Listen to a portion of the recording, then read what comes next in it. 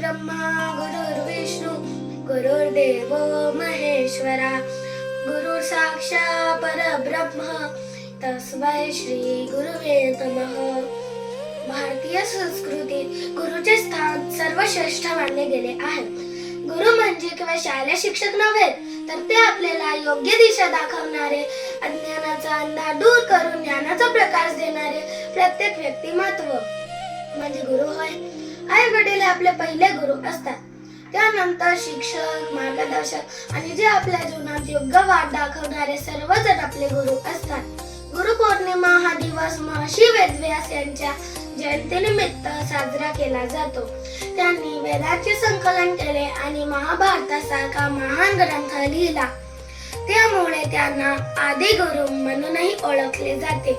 आजच्या आधुनिक युगात ज्ञान मिळवण्याची अनेक साधने उपलब्ध आहेत, परंतु योग्य ज्ञान, योग्य संस्कार आणि चांगले व्यक्तिमत्व घडवण्याचे कार्य गुरुच करतात. म्हणून आपण आपल्या गुरुचे नेहमी आदर केले पाहिजे, त्यांचे मार्गदर्शन नेहमी मनापासून स्वीकारले पाहिजे आणि त्यांच्या शिकवणीनुसार वागण्याचा पूर्ण प्रयत्न केला पाहिजे. धन्यवाद.